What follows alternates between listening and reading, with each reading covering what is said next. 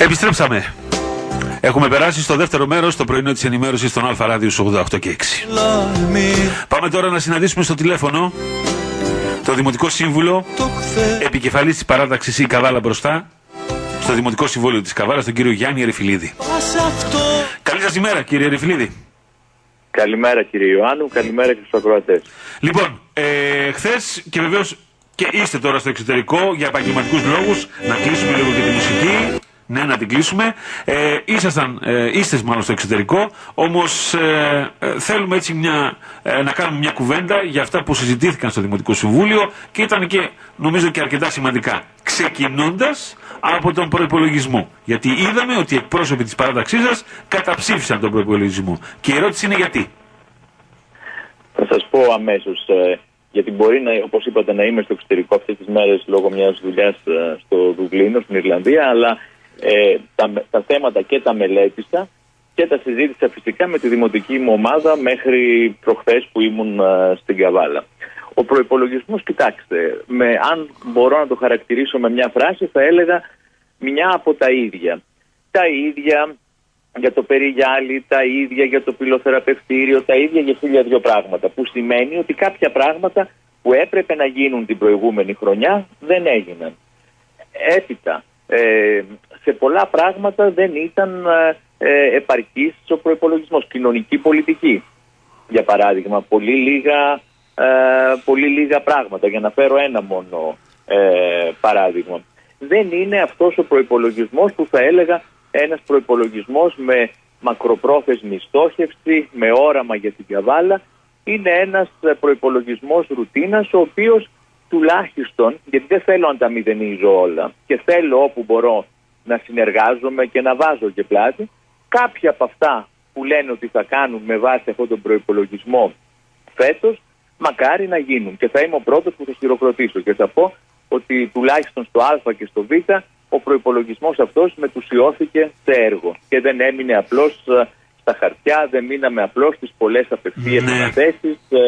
Έτσι, γιατί ο κόσμος αυτό θέλει να δει επιτέλους. Τι να τον κάνει ο κόσμος έναν προϋπολογισμό? Είναι γράμμα κενό αν δεν υπάρχει έργο. Ένα από τα στοιχεία, από κάποια νούμερα, γιατί ακούστηκαν πολλά νούμερα, αλλά ένα νούμερο που μου έκανε εντύπωση είναι, και δεν ξέρω αν το εντοπίσατε κι εσείς, είναι το χρηματικό υπόλοιπο που έχει ο Δήμος Καβάλας από το προηγούμενο έτος σε αυτό. Ύψος 15 εκατομμυρίων. Και ακούμε συχνά τη διοίκηση να μιλάει ότι δεν έχω χρήματα, δυσκολεύομαι, δεν έχω χρηματοδότηση. Αυτό το ποσό τι αφορά? Θα το ρωτήσω βεβαίως και στη διοίκηση, γιατί πραγματικά μου έχει κάνει εντύπωση, αλλά θέλω να το συζητήσουμε και μαζί.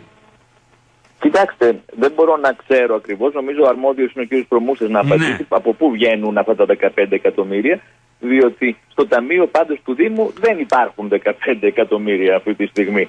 Υπάρχουν πολύ λιγότερα. Δεν ξέρω αν υπάρχει 1 εκατομμύριο. Έτσι, διότι όταν για πολύ μικρές παρεμβάσεις, σας παίρνω ένα παράδειγμα, τα αστικά κτέλ για παράδειγμα που τους έχει υποσχεθεί ο Δήμαρχος χρόνια τώρα, αυτά τα περίφημα 50.000 ευρώ και λέει συνέχεια ότι δεν τα έχει, δεν υπάρχουν χρήματα. Όταν δεν έχεις 50.000 ευρώ στο ταμείο σου, πώς ξαφνικά βρέθηκες με 15 εκατομμύρια? Εκεί επομένως ένα από τα δύο δεν ισχύει. Επομένως θα πρέπει να διευκρινίσουν τι ακριβώς σημαίνει αυτό το ποσό, διότι είμαι απολύτως σίγουρος ότι μετρητά ζεστό χρήμα στο ταμείο του Δήμου τόσα λεφτά φυσικά και δεν υπάρχουν. Μάλιστα. Τώρα, πάμε σε κάτι άλλο που συζητήθηκε και από ό,τι είδα και εσείς το ψηφίσατε. Έχει να κάνει με την ονοματοδοσία της Δημοτικής Καπναποθήκης και στο όνομα του Λευτέρη Αθανασιάδη. Αυτό έπρεπε να γίνει και το ψηφίσαμε με πολύ χαρά, διότι ήταν μια εκκρεμότητα η οποία έπρεπε επιτέλους να λυθεί μετά από τόσα χρόνια. Βέβαια, εκφράσαμε κάποιες σκέψεις ότι ίσως η Δημοτική Καπναποθήκη δεν ήταν ένα έργο που ήταν στενά συνδεδεμένο με τη Δημαρχία με τα 16 χρόνια στα οποία υπήρξε δήμαρχος ο Λευτέρης Αθανασιάδης. Η Δημοτική Καπναποθήκη αγοράστηκε από τον Ευαγγελίου και για πρώτη φορά άρχισε να ανακαινίζεται επί Στάθη Ερυφιλίδη, που έφτασε σε ένα πολύ ικανοποιητικό σημείο και μετά το συνέχισαν βέβαια και οι υπόλοιποι και ακόμη εκκρεμεί δυστυχώς το πολύπαθο έργο. Είμαστε κοντά στο τέλος από ό,τι λέει ο Δήμαρχος. Τέλος πάντων, θα το δούμε. Ελπίζω, γιατί τώρα θα σας πω και κάτι. Επειδή θα κάνουμε όπως κάθε χρόνο την έκθεση ζωγραφική στην εικαστική περιπλάνηση φέτος το Μάιο. Να την κάνετε στο διαπραγματική, Μισό λεπτάκι. Μου είχε πει ο Λόης ο Ανθάκης πριν τα Χριστούγεννα ότι είχε μιλήσει στο Δήμο, οι οποίοι βέβαια δεν μπορώ να πω οι άνθρωποι, πάντοτε με πολύ χαρά μας εξυπηρετούν. Και εμείς βέβαια πληρώνουμε, να το τονίσω, πληρώνουμε και το παράβολο για να χρησιμοποιήσουμε την αίθουσα. Εν πάση περιπτώσει, μου είπε με πολύ χαρά ο Λόης ο Ανθάκης ότι η έκθεση φέτος, Γιάννη, θα γίνει στη Δημοτική Καπναποθήκη. Και εγώ του είπα, να μου τρυπήσει τη μύτη αν θα γίνει. Λοιπόν, δεν θα μου τρυπήσει τη μύτη, γιατί του είπανε πριν από μερικές μέρες ότι είναι αδύνατον να έχει ολοκληρωθεί μέχρι το Μάιο. Εν πάση περιπτώσει, εγώ ελπίζω μέσα στο χρόνο να γίνει επιτέλους αυτό το έργο και θα το αγκαλιάσουμε όλοι και το περιμένουμε πολύ χαρά. Είναι ένα έργο το οποίο και ποιος δεν θέλει να γίνει. Τώρα, να φτιάξουμε μετά και την πρόσωψη της καπναποθήκης. Βεβαίως, να γίνουν πολλά. Όμως, συγγνώμη, τώρα έκανα μια παρέκβαση για να πω λοιπόν για τον Αθανασιάδη ότι θα μπορούσε ενδεχομένως να ήταν καλύτερα το δημοτικό οδείο, η δημοτική αγορά, κάποιος δρόμος. Εν πάση περιπτώσει, αφού ο Δήμος, η δημοτική αρχή αυτό ήθελε, αφού και η οικογένεια. Αυτό ήθελα να πω. Η οικογένεια αυτό ήθελε. Δεν είχαμε κανένα πρόβλημα και με πολύ χαρά και χωρίς καμία επιφύλαξη το ψηφίσαμε. Και από ό,τι ακούστηκε τώρα με τη νέα γειτονιά στο Περιγιάλι, όπου υπάρχει εκεί μεγαλύτερη ευχέρεια, θα δοθεί και κάποια από τις κεντρικές οδούς το όνομα του αείμνηστου Δημάρχου. Αυτό είναι το εύκολο, βεβαίως. γιατί είχαμε την δεδομένη και παρουσία και βεβαίως και συμφωνία όλων των δημοτικών παρατάξεων πλην του απόντος Χρήστου Ποτόλια. Σε ό,τι έχει να κάνει με τον Ευάγγελο Ευαγγελίου. Εκεί κοιτάξτε, το θέμα το κατανοώ ότι είναι λίγο ευαίσθητο, ειδικά για τις παλαιότερες γενναίες που έζησαν τη Χούντα, έτσι, υπέφεραν συμπολίτες μας. Εμείς της νεότερης γενιάς δεν τα ζήσαμε αυτά, είμαστε αρκετά νεότεροι. Αλλά έχεις από τη μια μεριά, γι' αυτό λέω ότι πρέπει να βρεθεί η χρυσή τομή, έχεις από τη μια μεριά έναν δήμαρχο που κατ' ομολογία κοινή ήταν πετυχημένος. Και τίποτα άλλο να μην έκανε. Μόνο το έργο για το νερό, τη σύνδεση με τις πηγές Βοηράνης και το νερό που έλυσε αυτό το τεράστιο πρόβλημα της Καβάλας, τον κατατάσσει στους πολύ επιτυχημένους δημάρχους. Και δεν ήταν μόνο αυτό. Από την άλλη, δεν μπορεί κανείς να παραγνωρίσει ότι ήταν διορισμένος από τη Χούντα. Δεν αλλάζει εδώ ιστορία. Βέβαια πάλι θα πω ότι πάλι η ιστορία της Καβάλας δεν τον κατέταξε στους, πώς να το πω τώρα, δεν ήμουν και εκείνα τα χρόνια για να σας τα πω ως αυτό από τις μάρτυρες, από ό,τι ακούω, στους σκληροπυρηνικούς, στους βασανιστές, στους ανθρώπους που εξαιτίας του υπέφεραν στην πολίτες. Εγώ κάπου διάβασα και άκουσα ότι κάπου όπου μπορούσε βοήθησε κιόλας. Κάποιοι ας πούμε να μην ταλαιπωρηθούν, να μην περάσουν χειρότερα από ό,τι πέρασαν την περίοδο της Χούντας. Αυτό το επιβεβαίωσε και ο Δήμαρχος, ο οποίος είπε ότι από τις θέσεις μου που υπηρετούσα σε ευαίσθητες μονάδες του στρατού πληροφοριών, και εκεί φαίνεται τι έκανε ο Ευαγγελίου για να βοηθήσει αυτούς τους ανθρώπους και να τους στηρίξει. Συνεχίστε. Οπότε αυτό είναι και αυτό στα υπέρ του, διότι κάποιος θα έπρεπε να διοριστεί στη Χούντα. Θα μου πεις εσύ, Γιάννη, θα το έκανες? Όχι, δεν θα δεχόμουν ποτέ να διοριστώ από τη Χούντα δήμαρχος. Αλλά από τη στιγμή που εκείνος διορίστηκε και δεν έκανε κακό, είναι στα υπέρ του και πρέπει να βρεθεί μια χρυσή τομή, χωρίς να θίξουμε και τις ιδέες και τα αισθήματα ανθρώπων που ταλαιπωρήθηκαν και πέρασαν πολύ άσχημα, υπέφεραν στα 7 χρόνια της Χούντας, να δώσουμε την τιμή που πρέπει και να βρεθεί πάλι μια λύση η οποία και την οικογένεια Ευαγγελίου θα ικανοποιεί και κανέναν δεν θα προκαλεί. Νομίζω όταν υπάρχει συνένεση, όταν επικρατεί κοινή λογική, αυτά τα θέματα μπορούν να λυθούν χωρίς κραυγές χωρίς υπερβολές. Άρα όταν θα τεθεί, γιατί τώρα το συζητάμε σε θεωρητικό επίπεδο, όταν θα τεθεί σε πρακτικό επίπεδο να δώσουμε, να αποτίσουμε φόρο τιμής στη μνήμη αυτού του ανθρώπου, του Δημάρχου, εσείς θα είστε θετικοί. Ναι, σας το λέω από τώρα. Μάλιστα. Βέβαια με τις αυτές τις επισημάνσεις, όχι επιφυλάξεις, τις επισημάνσεις. Αυτό όπως είπατε το πιο τις επισημάνσεις που σας είπα. Και από ό,τι φαίνεται δεν είστε ο μόνος στο Δημοτικό Συμβούλιο. Ο μόνος που διαφωνεί είναι ο Ποτόλιας, ο Χρήστος Ποτόλιας. Όλοι οι υπόλοιποι. Τον καταλαβαίνω, δεν τον καταλάβω. Και εγώ αν ήμουν επικεφαλής της λαϊκής εκπλήρωσης θα διαφωνούσα. Ναι, αλλά λέει ότι να μην τολμήσει ο Δήμος, θα βρει απέναντί του τον καβαλιώτικο λαό. Τέλος πάντων, μπορεί και να αυτό να είναι υπερβολές, αλλά τέλος πάντων. Κοιτάξτε, αυτά είναι υπερβολές, διότι θα λέμε ότι θα βρει τον καβαλιώτικο λαό και αν κάτι γίνει, ας πούμε, κάποια διαδήλωση, κάποια σχέδια γι' αυτό θα είναι 50 άτομα. Ανεμικά τα πράγματα, ναι. Έτσι, ναι, οπότε δεν πρόκειται. Δεν είναι ένα θέμα, δεν πάμε να τιμήσουμε κάποιο πρόσωπο το οποίο, εν πάση περιπτώσει, συνδέθηκε με πολύ άσχημο τρόπο με την ιστορία της Καβάλας. Και βεβαίως δεν τιμούμε την 7ετία, τιμούμε τον άνθρωπο που δούλεψε μέσα στην 7ετία για να βοηθήσει την Καβάλα.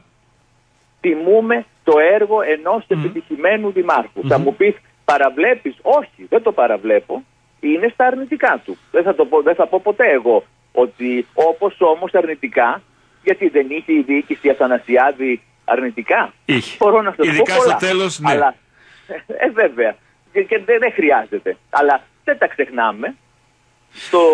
Αλλά σε αυτό έτσι, δίνουμε αυτό που πρέπει, τιμούμε αυτόν που έκανε το έργο. Τα έργα που απολαμβάνουμε εμείς ακόμα και σήμερα. Το γενικό αποτύπωμα στην ουσία. Το ίδιο είναι και με τον Αθανασιάδη, το ίδιο είναι με τον Τσολάκη. Και εκεί δόθηκε ο δρόμος, έτσι. Σωστά, πολύ σωστά. Που λέγεται Τσολάκη. Σωστά. Θα μπορούσε να δοθεί και κάτι ακόμα. Διότι και ο Τσολάκης αγόρασε, επί Τσολάκη αγοράσαμε το φρούριο, για παράδειγμα. Δεν ήταν του Δήμου. Στη δεκαετία του 60. Ναι, βεβαίως, σωστά. Ναι. Έτσι. Πέρασε στα χέρια του Δήμου. Μακάρι να αγοράσαμε τότε και το Ιμαρέτα, αλλά δεν προλάβαμε, κύριε. Τι να κάνουμε, εκεί δυστυχώς το χάσαμε. Και το έχασε και η Καβάλα, γιατί βλέπετε είναι ένα άβατο εκεί πέρα και δεν μπορεί να το απολαύσει ο καβαλιώτικος λαός. Τι να κάνουμε. Λοιπόν, τώρα θέλω να πάμε την κουβέντα αλλού. Γιατί και έγινε μια κουβέντα και για τις σχέσεις του Δήμου με τον ΟΛΚ. Και αυτό που βγήκε και ως παράπονο του Δημάρχου είναι ότι εμείς έχουμε το προνόμιο να έχουμε θάλασσα, όμως το παραλιακό μέτωπο δεν ανήκει στο Δήμο Καβάλας, είναι του Δημοσίου, είναι του Οργανισμού Λιμένος και κάτι πρέπει να κάνουμε. Κάπως πρέπει να αντιδράσουμε, κάπως πρέπει να διεκδικήσουμε κομμάτια αυτού του παραλιακού μετώπου να είναι στη δικαιοδοσία μας για να μπορέσουμε να κινηθούμε αναλόγως. Εσείς τι λέτε γι' αυτό? Συμφωνώ με τον Δήμαρχο και αν είναι δυνατόν να μην συμφωνήσω. Ωστόσο, ανατρέξτε στα προγράμματα όλων των παρατάξεων στις εκλογές του 23. Ο μόνος που είχε στο πρόγραμμά του τη διεκδίκηση της χερσαίας ζώνης, να πάει ολόκληρη να έρθει στο Δήμο Καβάλας, ήμουν εγώ. Δεν υπήρχε κανένας άλλος και όλοι με κορόιδευαν. Και για το ανοιχτό κολυμβητήριο και για το χώρο το χώρο του Τελωνίου, όπου ήθελα να γίνει ένα πολιτιστικό κέντρο εκεί και 1002 πράγματα τα οποία ήταν στο επίσημο πρόγραμμά μας. Οι υπόλοιπες παρατάξεις έπεσαν να με φάνε ότι δεν γίνονται αυτά. Ο ΔΕ ΟΛΚ, και το λέω ξεκάθαρα, με κυνήγησε. Διότι δεν του άρεσε το γεγονός ότι υπήρχε κάποιος υποψήφιος δήμαρχος ο οποίος ήθελε να πάρει επιτέλους ο Δήμος.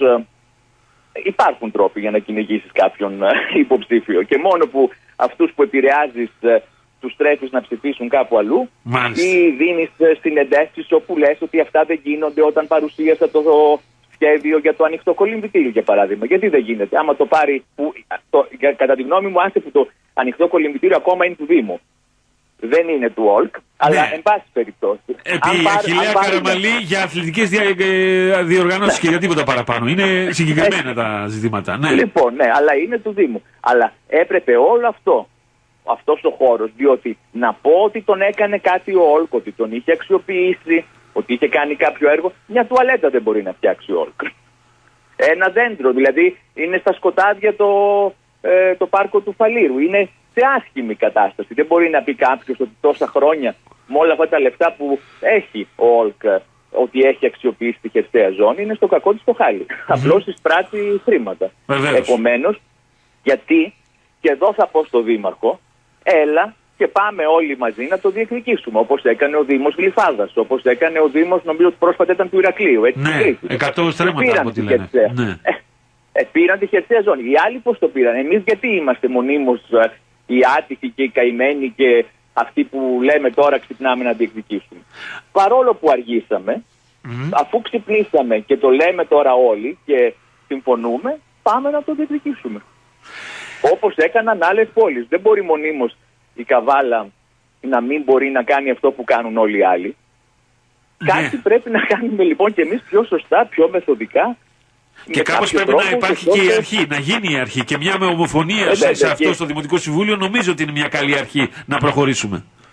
Βέβαια, και να μην κάνουμε λάθη, διότι όταν πριν από κάποιους μήνες ο Δήμαρχος έλεγε ότι συζητούσε την ανταλλαγή καλαμίτσας με ανοιχτό κολυμβητήριο κλπ. Τα θυμάστε αυτά. Ναι. Αυτό είναι λάθος. Διότι και τώρα έρχεται και λες ότι θέλω όλη τη χερσαία ζώνη, ενώ πριν από μερικούς μήνες ουσιαστικά απεμπολούσες και αυτό το κομμάτι που στα χαρτιά το έχεις. Λοιπόν, εκεί θέλει προσοχή, θέλει συνένεση από όλους. Γι' αυτό λέω και θα το ξαναλέω ότι αν δεν υπάρξει συνένεση στα πολύ βασικά θέματα, στα θέματα διεκδίκησης, στα θέματα από τα οποία μπορεί να υπάρξει ανάπτυξη για την Καβάλα. Φανταστείτε ένα παραλιακό μέτωπο τελείως διαφορετικό.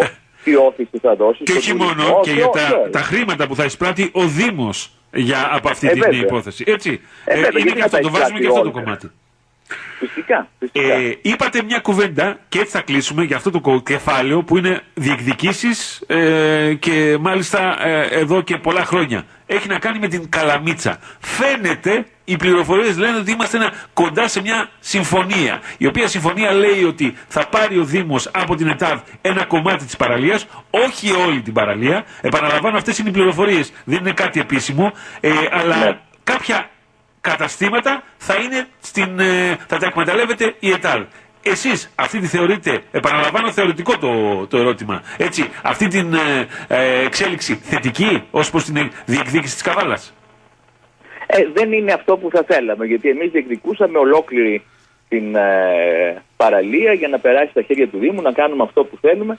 Εν πάση περιπτώσει, εφόσον δεν υπάρχει διάθεση, βλέπω, από την ΕΤΑΔ πραγματικά να ικανοποιήσει το αίτημα του Δήμου Καβάλας στο 100%.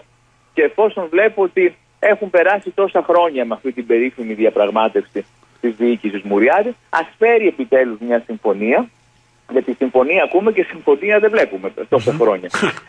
Ας έρθει η συμφωνία να την αξιολογήσουμε και αν δω ότι είναι περισσότερα τα θετικά παρά τα αρνητικά, ενδεχομένως θα την ψηφίσω κιόλας. Δεν έχω κανένα πρόβλημα. Δεν έχω παροπίδες ή να θέλω να κάνω αντιπολίτευση για την αντιπολίτευση, γιατί είναι σαν να βλέπω από τώρα το Δημοτικό Συμβούλιο. Γιατί ξέρετε, το έχω ζήσει αυτό τον καιρό και είναι φοβερό το πώς για ένα θέμα μπορεί να μιλάει κάποιος, όχι ευτυχώς από τη δική μας παράταξη, από την αντιπολίτευση για μισή ώρα, να μην λέει και ακριβώς, να μην καταλαβαίνει τι λέει και να είναι σε όλα αρνητικός.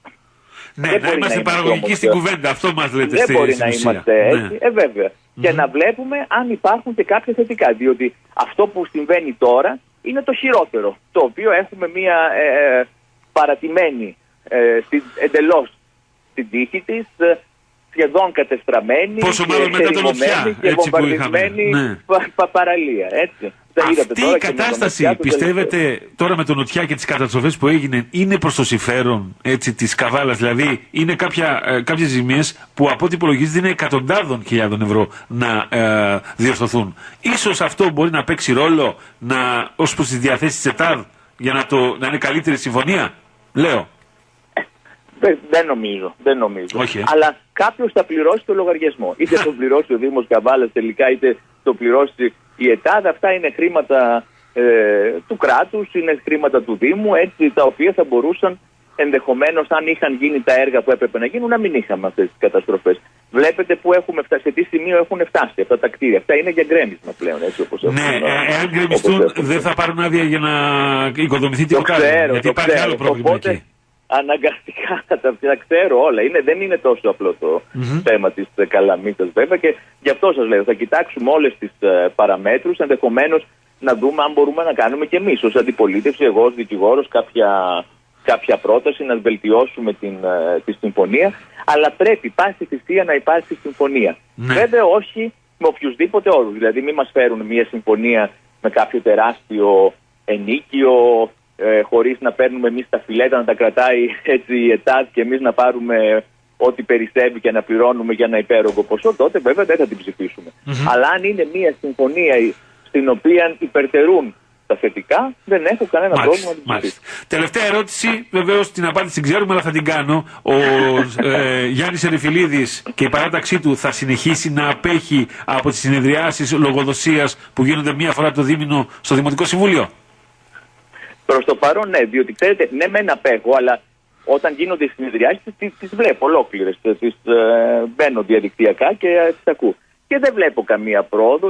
Τώρα όσο πάνε εντωμεταξύ είναι και όλο και λιγότεροι αυτοί που, ειδικά από τη συμπολίτευση, δεν έρχεται σχεδόν κανένας, το ίδιο και από την αντιπολίτευση. Δηλαδή και η αντιπολίτευση, αυτό που είδα στην τελευταία συνεδρίαση λογοδοσίας, είχαν ερωτήσεις τις οποίες τις απέσυραν, διότι αυτός που θα έκανε την ερώτηση δεν ήταν καν ο ίδιος για να την κάνει. Έτσι. Μάλιστα. Εκεί πλέον λιγάκι ευτελίζεται και ο θεσμός. Και από ό,τι υπόθηκε και το Υπουργείο εξετάζει το ενδεχόμενο να αλλάξει λίγο αυτός ο τρόπος το συνεδριάσεων. Εγώ θα το άλλαζα πολύ. Αλλά το ίδιο όμως τα έλεγα και στα προημερησίες, διότι πρέπει να βλέπουμε και τα θετικά και τα αρνητικά. Γιατί σε κάποια φάση θέλαν να μην υπάρχουν πλέον προημερησίας διατάξεως θέματα, να εξαλειφθούν τελείως. Ο κανονισμός δεν το προβλέπει καταρχήν. Έτσι, ήδη αυτός ο κανονισμός ισχύει δεν το προβλέπει. Ναι. Εγώ θεωρώ ότι αυτό μπορούμε εμείς να το προβλέψουμε στο δικό μας, ας πούμε, που δεν έχει γίνει ακόμα. Όχι, ναι, είναι και αυτό στη διαδικασία. Ναι.